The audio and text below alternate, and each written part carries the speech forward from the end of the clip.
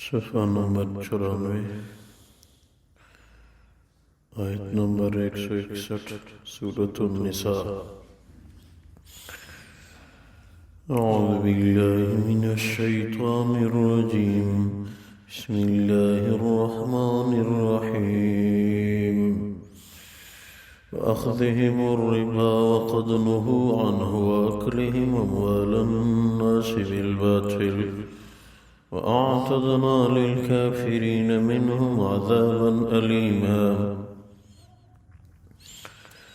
اللہ تبارک و تعالی فرماتے ہیں وأخذهم الربا وقد نهوا عنه،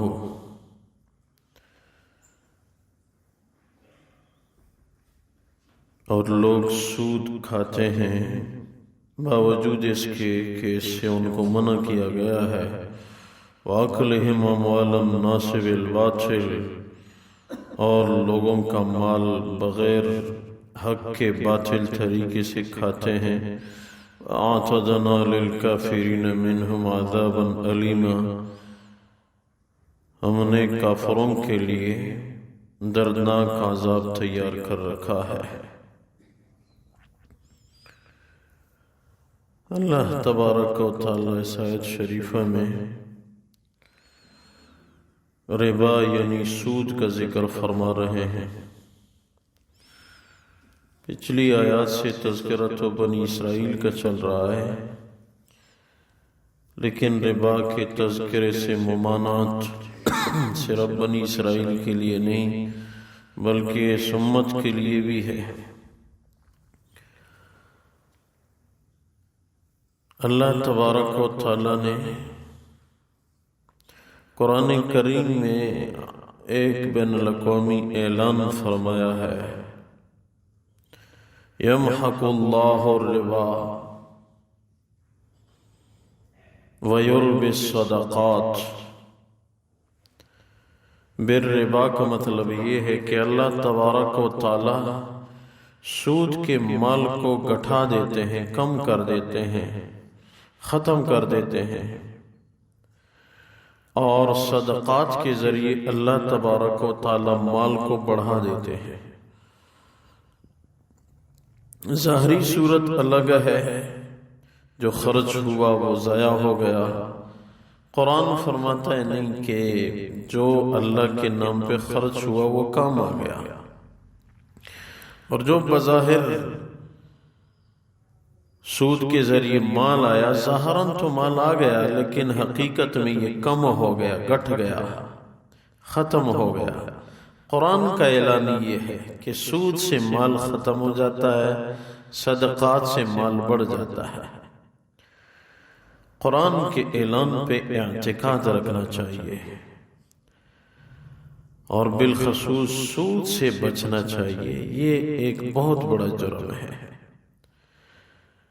حدیث شریف میں ہے کہ یہ اللہ کی ذات کے خلاف اعلان جنگ ہے، اور جو اللہ کے خلاف تلوار اٹھائے تو وہ کیا کچھ پا سکتا ہے، ہر آدمی سمجھ سکتا ہے۔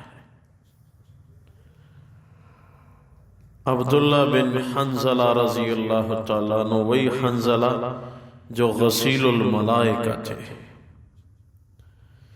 فرشتوں نے ان کو غسل دیا تھا۔ احد کی جنگ میں ان کی شادی کی پہلی رات تھی، تو کسی نے آواز لگائی کہ اللہ کے رسول اور صحابہ کرام کو احد میں مدد کی ضرورت ہے۔ تو حنظلہ رضی اللہ تعالیٰ عنہ فوراً اٹھے، ہم بستری کر چکے تھے اور اب غسل نہیں کیا تھا۔ تو گھر والوں نے پوچھا، کہنے لگے کہ باہر گلی میں ایک آواز آئی کہ اللہ کے رسول کو مدد کی ضرورت ہے، اب میں مزید نہیں روک سکتا۔ تو تشریف لے گئے اور شہید ہو گئے۔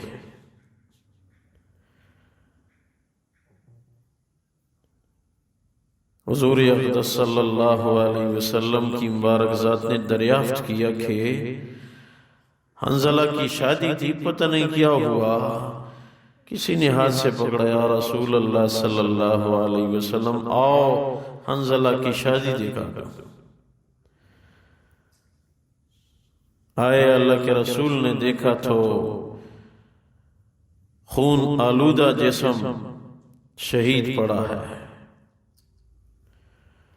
اٹھایا جب ان کو لے جا رہے تھے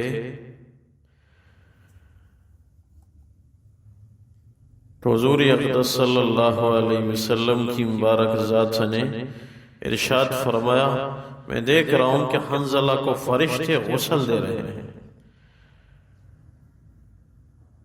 شہید کو تو غسل نہیں دیا جاتا، اس کو غسل فرشتے کیوں دے رہے ہیں؟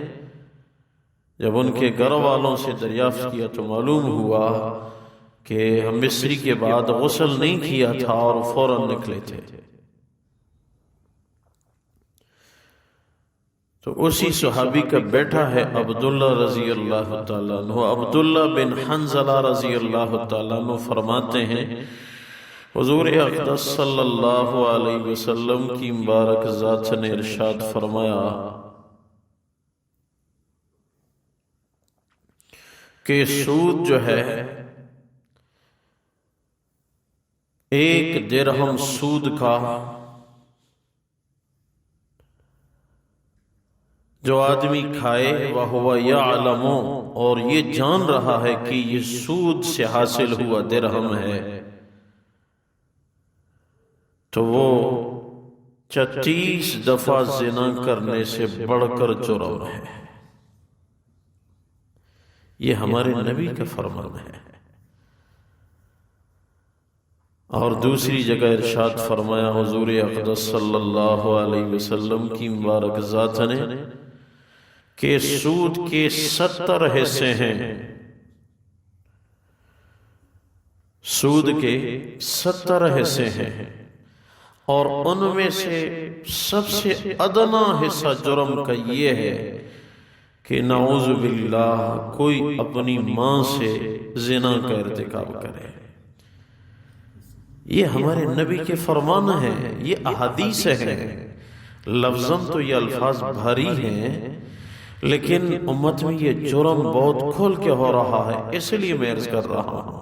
شاید کسی کو یہ باتیں سن کے دل میں رحم آئے، مجھے سود نہیں چاہیے، مجھے بابرکت 1 روپیہ ہو لیکن وہ مجھے چاہیے۔ میرے نبی نے، اس شفیق نبی نے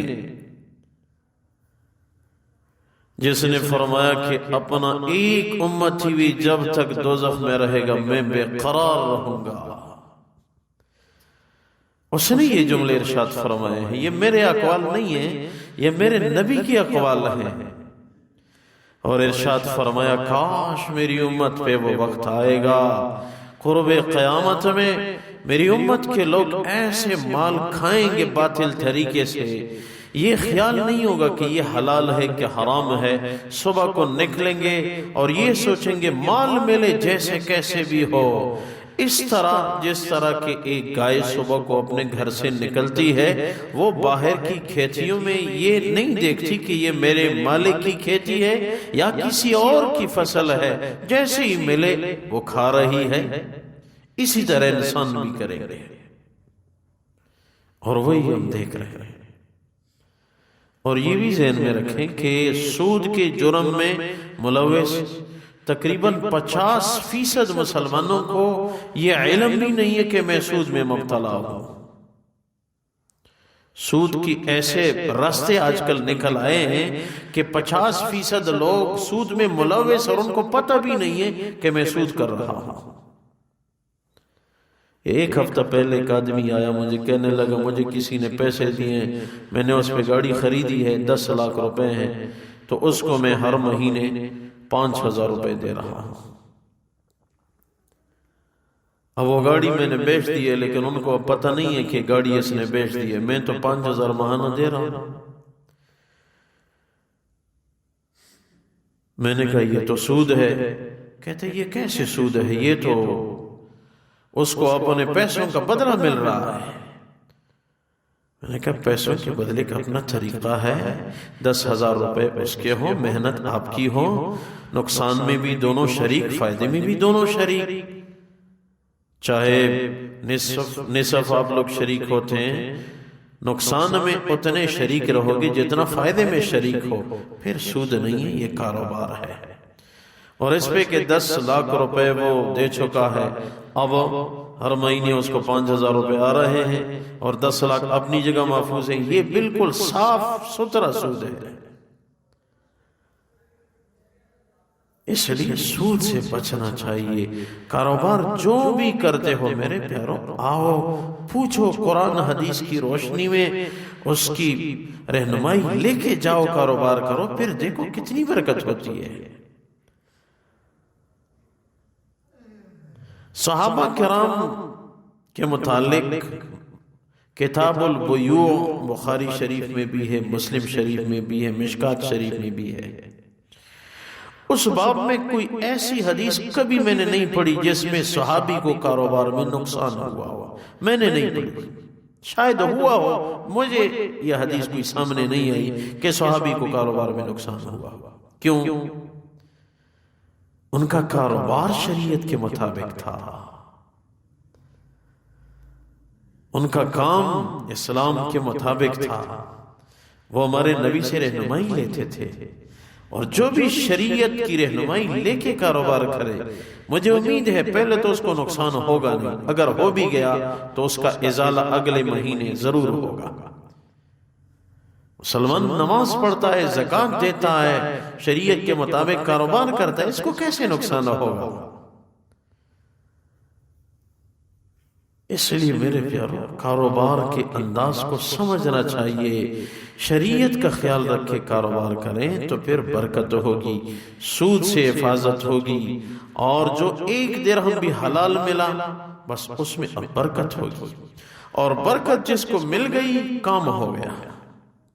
علامہ تھانوی رحمہ اللہ تعالی علیہ نے لکھا ہے، یہ واقعہ کہ 2 بھائیوں میں میراث تقسیم ہوا، دونوں کو مال مل گیا، ایک نے اچھی جگہ خرید لی، گھر بنایا، سہولیات، نوکر، خادم وغیرہ، دوسرے نے اپنے ماں باپ کے علاج اور خدمت پہ خرچ کرنا شروع کر دیا، سب کچھ اس کے پاس ختم ہو گیا، ایک وہ درہم اس کے پاس رہ گیا۔ ماں باپ نے کہا بیٹا یہ تو خرچ نہ کر، آپ کے پاس بالکل ختم ہو رہے ہیں۔ اس نے کہا نہیں، مجھے پتا ہے کہ تم دونوں کو کھانے کی ضرورت ہے، میں کوئی اچھی چیز، یہ ایک ہے، یہ بھی تم پہ خرچ ہو۔ تو لکھا ہے کہ وہ گیا، اس نے 1 درہم کی مچھلی خریدی، مچھلی کو لا کے جب اس کا پیٹ کاٹا، اس میں سے موتی نکل آیا، وہ موتی اس کی اتنی مالیت ملی کہ زندگی بھر کے اخراجات کے لیے کافی ہو گیا وہ درہم۔ اس کو برکت کہتے ہیں۔ آج ہمارے پاس مال ہے، ہم برکت سے محروم ہیں، اور برکت آئے گی سود سے نہیں۔ اللہ نے قرآن میں فیصلہ فرمایا ہے صدقات سے برکت آئے گی، سود سے مال، چاہے دوسری حدیث میں جتنا بھی مال بڑھ جائے، یاد رکھو میری امت، سود کا مال بالآخر نقصان ضرور کھا جاتا ہے، وہ کبھی بھی دنیا میں بھی مال کبھی بڑھ نہیں سکتا۔ اس لیے خیال رکھنا چاہیے، اس بات کو پھیلانے کی ضرورت ہے۔ مسلمان حلال کھائے، اس کی عبادت میں مزہ، رزق میں برکت، گھر میں سکون، اطمینان ہوگا۔ اللہ تبارک و تعالی فرماتے ہیں وَأَخْذِهِمُ الرِّبَا وَقَدْ نُهُوا عَنْهُ، لوگ سود کھاتے ہیں حالانکہ اللہ تبارک و تعالیٰ نے اسے منع فرمایا ہے، وَأَكْلِهِمْ أَمْوَالَ النَّاسِ بِالْبَاطِلِ، اور لوگ مال باطل طریقے سے کھا رہے ہیں، وَأَعْتَدْنَا لِلْكَافِرِينَ مِنْهُمْ عَذَابًا أَلِيمًا، ہم نے کافروں کے لیے دردناک عذاب تیار کر رکھا ہے۔ اے اللہ سود سے ہماری حفاظت فرما، عالم اسلام کی حفاظت فرما، حلال رزق نصیب فرما۔ یا اللہ اس رزق کا کیا فائدہ جس پہ آپ ناراض ہو، یا اللہ آپ کی رضا ہو، یا اللہ آپ کی رضا ہو ایسی زندگی نصیب فرما، برکتوں کا نزول فرما مسلمانوں میں یا اللہ، سامعین میں جس جس کے لیے معاشی ذرائع نہیں یا اللہ ان کے لیے معیشت کے حلال ذرائع وسیع فرما یا اللہ، مسلمانوں کو حلال رزق عنایت فرما یا اللہ، سب کے رزق میں برکتیں نازل فرما یا اللہ، سود سے ہمارے ایک ایک فرد کو محفوظ فرما یا اللہ، آخری خاتمہ بالخیر ہم سب کو نصیب فرما، وافوض امری الی اللہ ان اللہ بصیر بالعباد برحمتک و کرمک یا ارحم الراحمین۔